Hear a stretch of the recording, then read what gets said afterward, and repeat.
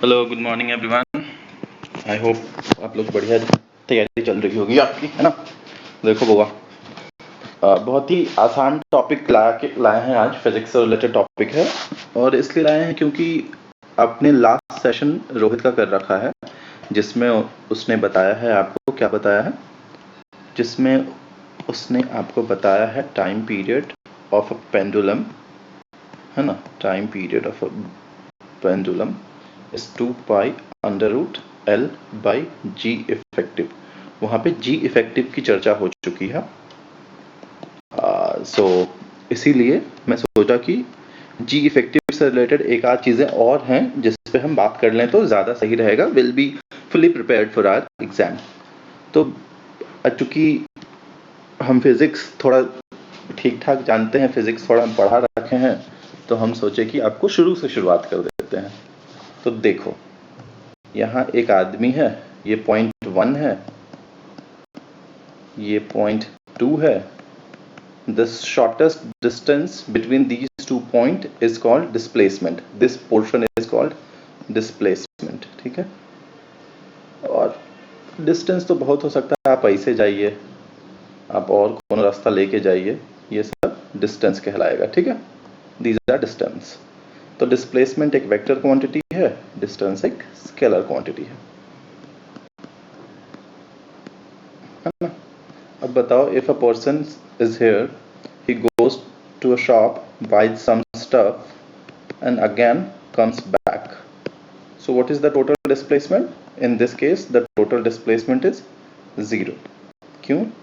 क्योंकि initial point भी यही है जहां पे खड़ा था और फाइनल पॉइंट भी यही है। तो shortest distance between 2 points which coincides is 0। उन दोनों के बीच का शॉर्टेस्ट डिस्टेंस हो गया 0।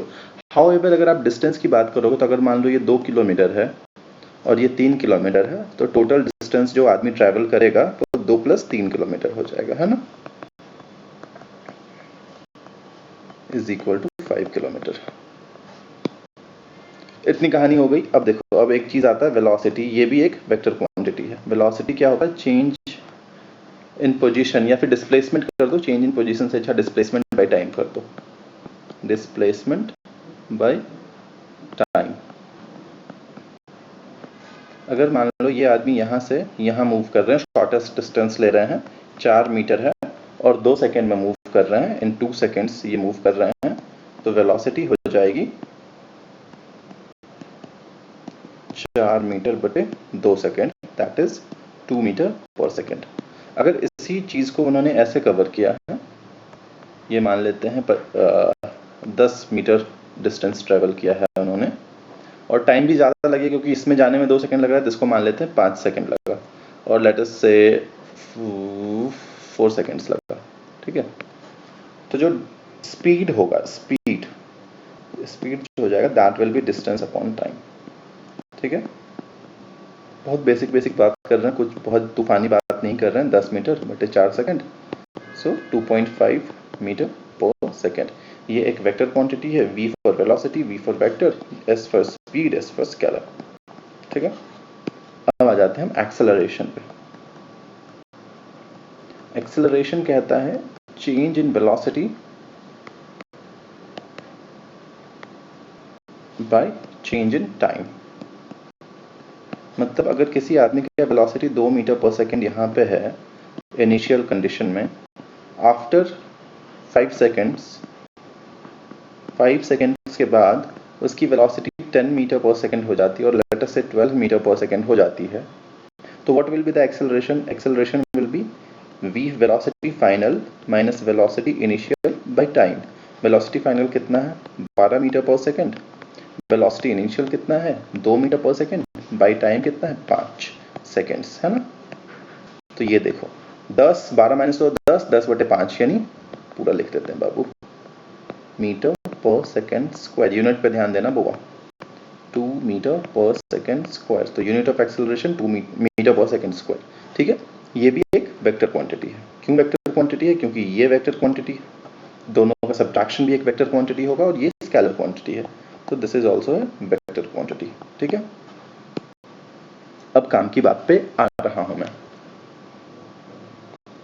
ये एक लिफ्ट है, लिफ्ट है, स्टेशनरी है, लिफ्ट खड़ा है, अभी तुम लिफ्ट में चढ़ किए हो, ठीक है, लिफ्ट में बटन नहीं दबाए हो, लिफ्ट खड़ा है, स्टेशनरी लिफ्ट है। यहाँ पे एक वेइंग मशीन है, लिफ्ट में हम एक लगा दिए मशीन जिसपे चढ़ के तुम अपना वजन नापते हो। यहाँ पे एक बउआ खड़ा है, ठीक है, मान लेते हैं 60 किलो का आदमी है।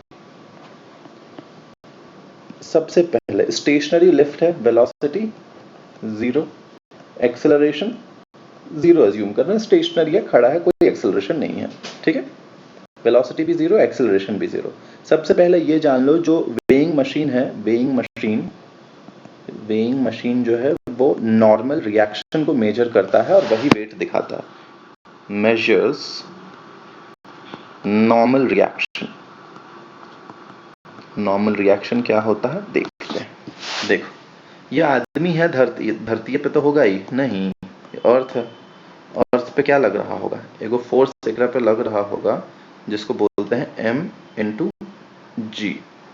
अब देखो m इंटू जी लग रहा होगा और ये बचवा जो है ये मूव नहीं कर रहा है, स्टेशनरी है। अगर खाली mg लगता तो ये नीचे आ जाता, नहीं, एक को अगर फोर्स रहता, कोई फोर्स बैलेंस नहीं कर रहा होता तो नीचे आ जाता, बट ये स्टेशनरी है तो उस पर उतना ही फोर्स लग रहा है, नॉर्मल रिएक्शन। अब देखो सीधा सीधी एकदम समझना, हम जो अब जो लिखने जा रहे हैं वो इंपॉर्टेंट है, अब जो हम लिखेंगे वो इंपॉर्टेंट है।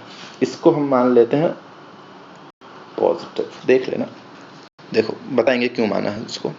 अब देखो नॉर्मल ऊपर की दिशा में है, माइनस प्लस नॉर्मल, क्यों, क्योंकि हमने ऊपर की दिशा की चीज को पॉजिटिव माना है, तो नीचे की दिशा वाली चीज क्या हो जाएगी, नेगेटिव, तो plus minus mg।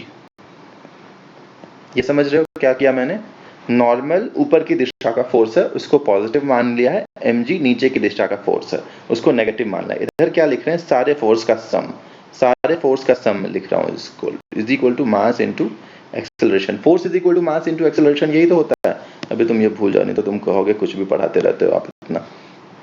Is equal to मास क्या है इस बच्चे का, m, एक्सेलरेशन क्या है 0, तो normal minus mg is equal to 0, normal is equal to mg।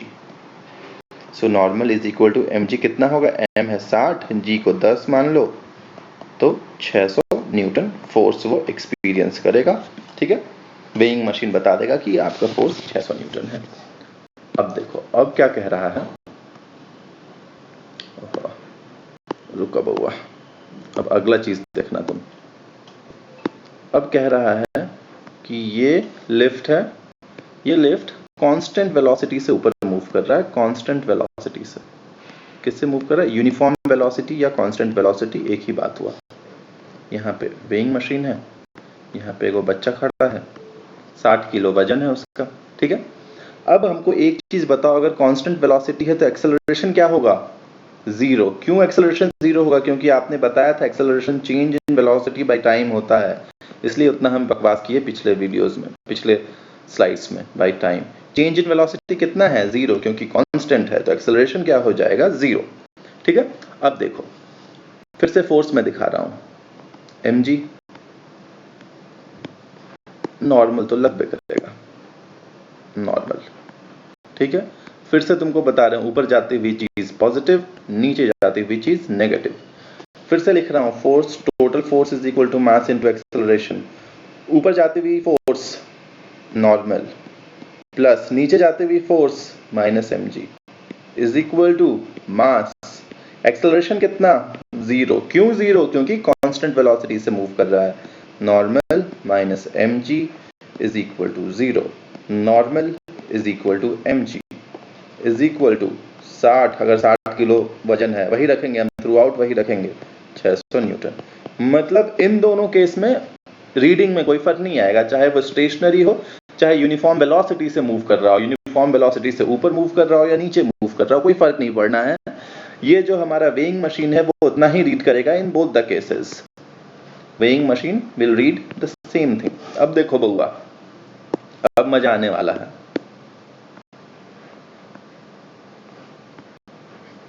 ऊपर बढ़ रहा है लेकिन एक्सेलरेशन कुछ है, ठीक है, कुछ एक्सेलरेशन मान लेते हैं, 2 मीटर पर सेकंड स्क्वायर है, यूनिट पे ध्यान रखना। मत बोल देना बहुत टेक्निकल हो गया, ठीक है। mg लगेगा, एकदम लगेगा। नॉर्मल लगेगा, एकदम लगेगा। एक्सेलरेशन ऊपर है, ऊपर जाते हुए चीज पॉजिटिव मानी है हमने, नीचे जाते हुए चीज नेगेटिव मानी है हमने। हम लिख रहे हैं फिर से, force is equal to mass into acceleration. Positive force कौन सा है? Plus N. सारे फोर्स को जोड़ रहे हैं, प्लस mg लिखें या माइनस mg लिखें? Minus mg। क्यों माइनस लिख रहे हैं? क्योंकि mg नीचे लग रहा है। Is equal to mass. Acceleration कितना लिखें? 2 या माइनस 2? ऊपर जा रहा है बॉस, तो प्लस 2, ठीक है। अब देखो नॉर्मल, तो नॉर्मल ही रह गया, minus mg is equal to 2m, है ना। Normal is equal to m, या अभी a रखते हैं फिर लास्ट में पुट कर देंगे, प्लस a है ना, क्योंकि ऊपर है mg plus ma is equal to mg plus a। m की वैल्यू 60, g की वैल्यू 10 प्लस 2 बर्छा के 72 न्यूटन। अब देखो जैसे एक्सेलरेशन ऊपर बढ़ेगा, नॉर्मल ऊपर एक्सेलरेट करेगा ऊपर की दिशा में, ये लिफ्ट, नॉर्मल रिएक्शन बढ़ जाएगा, मतलब वेइंग मशीन ज्यादा वेट दिखाएगा। तुम्हारा वेट है उतना ही, तुम्हारा मास है उतना ही, वेट उतना ही नहीं है बॉस। वेट एक फोर्स होता है, मास फोर्स नहीं होता है। वेट एक स्केलर वेक्टर क्वांटिटी है, मास एक स्केलर क्वांटिटी है, ज्यादा वेट दिखाएगा, मास उतना ही है।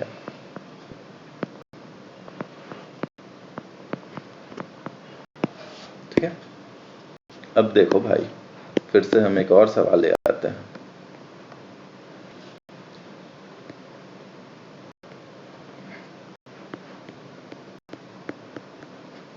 ठीक है। अब देखो, अब की क्या कर दिया हमने, अब की बार इसको नीचे एक्सेलरेट करवा दिया डाउनवर्ड डायरेक्शन में। mg लगेगा, लगेगा। नॉर्मल रिएक्शन लगेगा क्या? हाँ जी बॉस, नॉर्मल रिएक्शन भी लगेगा। वैल्यू वही रखता हूं मैं, 2 मीटर पर सेकेंड स्क्वायर, ठीक है। ऊपर जाती हुई चीज पॉजिटिव, नीचे आती हुई चीज negative. Force is equal to mass into acceleration, sum of force normal plus mg को क्या लिखें, प्लस या माइनस? माइनस। क्यों माइनस? क्योंकि नीचे आ रहा है। Is equal to mass into acceleration. Acceleration को a लिखें या माइनस a लिखें? माइनस से। क्यों माइनस से? क्योंकि ये नीचे आ रहा है। Normal minus mg is equal to minus ma। Normal is equal to mg minus ma। Normal is equal to mg minus a। m हो गया 60, g हो गया 10, a हो गया 2। 60 गुने 8, 8 के 48, 480 न्यूटन। ठीक है। अब क्या हो रहा है, जैसे जैसे ये नीचे की तरफ एक्सेलरेट करेगा, नॉर्मल रिएक्शन घटता जा रहा है। ठीक है। याद करने का तरीका देखो बउआ, बड़ी आसान है। पिछला वाला नहीं समझ में आया, कोनो दिक्कत नहीं है। अगर या तो वेलोसिटी इज इक्वल टू 0 और कांस्टेंट, तो वेइंग मशीन का रीडिंग जो होगा वो उतना ही होगा जितना तुम्हारा वेट है। अगर तुम 60 किलो के हो तो ये 60 गुने 10 दिखाएगा, यानी जी दिखाएगा। 10 का मतलब जी दिखाएगा। ठीक है।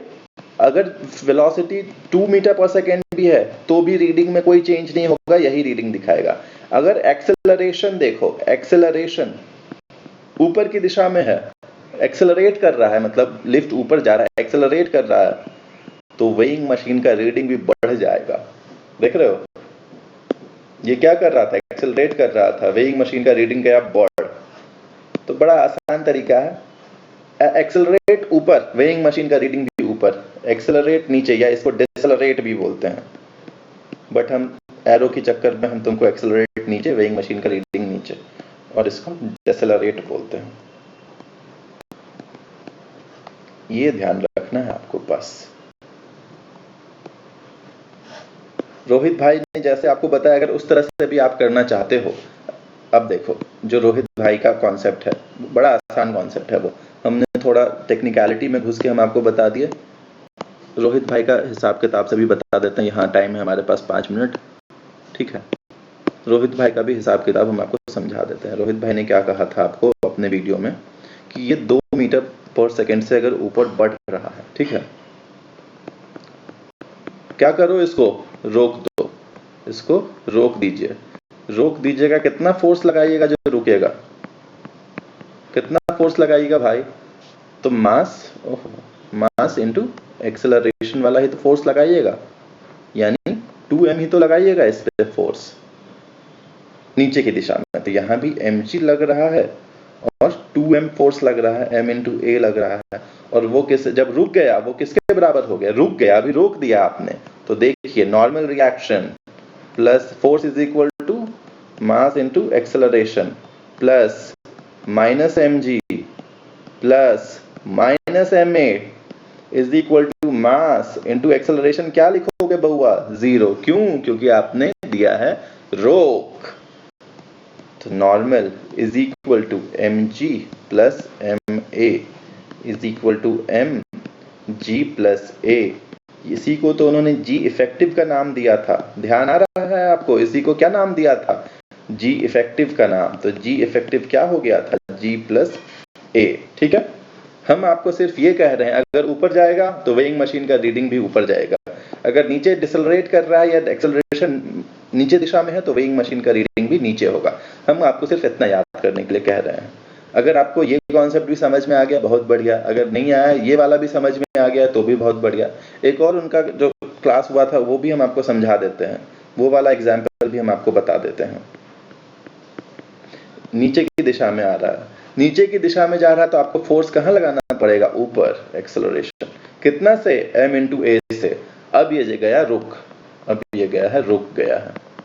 क्यों? क्योंकि आपने रोकने के लिए फोर्स लगा दिया है। अब देखो भाई, जो भी फोर्स इस पे लग रहा है उसको लाल कलम से दिखाते हैं। mg लग रहा है? हाँ लग रहा है। नॉर्मल लग रहा है? हाँ लग रहा है। लेकिन अगर सिर्फ यही दो लगेगा तो रुकेगा नहीं। रोकने के लिए आपने एक और फोर्स लगाया है m इंटू a और गया है रुक। Force is equal to mass into acceleration plus normal plus ma plus या माइनस प्लस ma। क्यों प्लस? क्योंकि ऊपर की दिशा में है। हमने आपको बताया है ऊपर जाती हुई चीज पॉजिटिव, नीचे जाती हुई चीज नेगेटिव। प्लस प्लस या माइनस mg? Minus mg। क्यों माइनस? क्योंकि नीचे की दिशा में है। Is equal to mass into acceleration. Acceleration क्या? 0। क्यों 0? क्योंकि रोक दिया है आपने। So normal reaction is equal to plus mg minus ma is equal to mg minus a।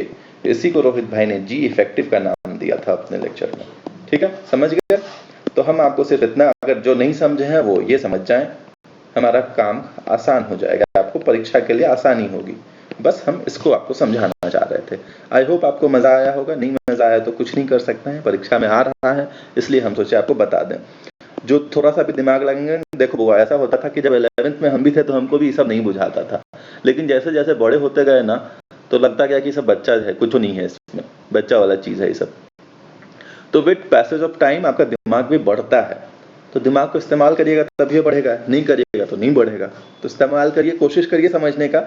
नहीं आ रहा है तो आप लिख दीजिए, हम किसी और माध्यम से इसको आपको समझाने का प्रयास करेंगे। अभी तो हमको यही बढ़िया माध्यम लगा, बढ़िया तरीका लगता है हमको ये। तो बस चलिए आज के लिए इतना ही रखते हैं। Take care, all the best.